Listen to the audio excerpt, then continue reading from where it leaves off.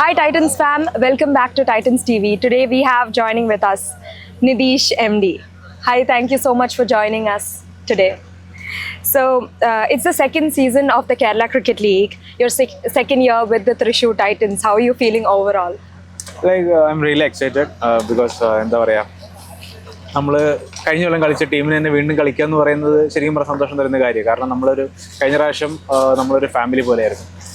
Management ആണെങ്കിലും players ആണെങ്കിലും ഒക്കെ കുറച്ച് പ്ലേയേഴ്സ് നമ്മൾ മിസ്സായിട്ടുണ്ട്. എന്നാലും ഓൾമോസ്റ്റ് ഒരു പകുതിയോളം പ്ലേയേഴ്സിന് നമുക്ക് തിരിച്ചു കിട്ടിയിട്ടുണ്ട്. അപ്പോൾ തീർച്ചയായും വളരെ എക്സൈറ്റഡ് ആണ് ടീമിൻ്റെ പെർഫോമൻസ് കാണാനും. പുതിയ യങ്സ്റ്റേഴ്സിനെ കുറിച്ച് നമ്മൾ പറയല്ലോ, ഒരു 17 വയസ്സുള്ള രോഹിത് ഉൾപ്പെടെ, പിന്നെ നമ്മുടെ വിനോദേട്ടൻ ഉൾപ്പെടെ കുറേ എന്താ പറയുക, ഏറ്റവും ചെറിയ ആളുടെ ഏറ്റവും വലിയ ആൾ വരെ ഉണ്ട്. അപ്പോൾ അവരുടെയൊക്കെ പെർഫോമൻസ് കാണാനും പിന്നെ നമ്മൾ ടീം ജയിക്കുന്നത് കാണാനും ഒക്കെ ഉള്ള ഒരു എക്സൈറ്റ്മെന്റ് ആണ് ഇപ്പോൾ. അതെ, എക്സൈറ്റ്മെന്റ് ഓവറോൾ കൂടുതലാണ്.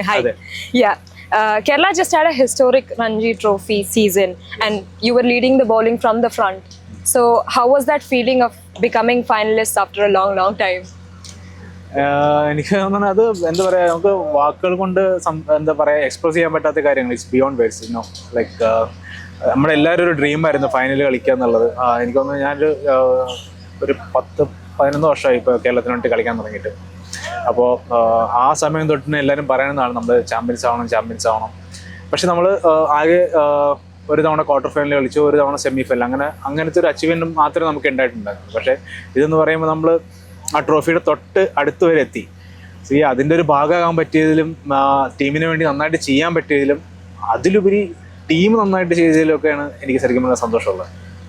We are also very proud. You should know that. Yeah. So your name along with 4 others from Kerala to represent South Zone in the Duleep Trophy.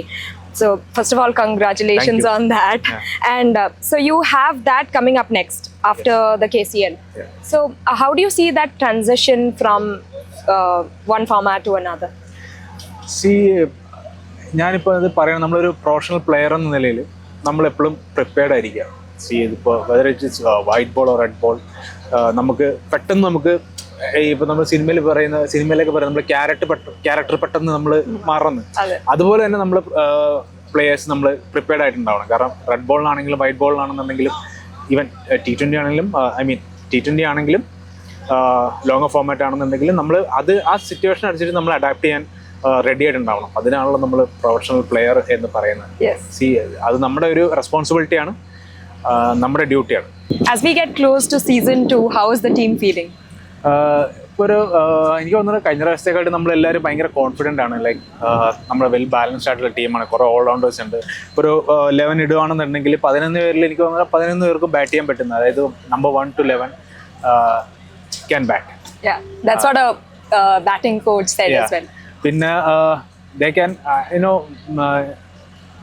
win the match from nowhere, like അങ്ങനെ എങ്ങും ഇല്ലാതൊന്നും match കൊണ്ടുവരാൻ പറ്റുന്ന players ആണ് നമുക്കുള്ളത്. കാരണം ഇത് ഈ പറഞ്ഞ പോലെ മിക്സാണ്. എക്സ്പീരിയൻസ്ഡ് ആയിട്ടുള്ള ആൾക്കാരുണ്ട്, പിന്നെ കളിച്ച് തുടങ്ങുന്ന ആൾക്കാരുണ്ട്. അപ്പം എനിക്ക് തോന്നുന്ന ഒരു നല്ല കോമ്പിനേഷൻ എല്ലാം സെറ്റാണ് ഇത്തവണ.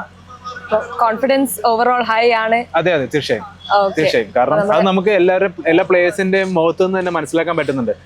അവര് പ്രാക്ടീസിൽ വരുമ്പോഴായാലും നമ്മുടെ ട്രെയിനിങ്, ജിമ്മില് അല്ല സ്ട്രെങ്ത് ട്രെയിനിങ്ങിലൊക്കെ ആണെങ്കിലും അവരുടെ ആ ഒരു അപ്രോച്ചും ആ ഒരു ഫോക്കസും ഒക്കെ കാണുമ്പോൾ നമുക്ക് മനസ്സിലാവും. Okay, that's all. Thank you so much for your time. We will see you very soon. Yeah.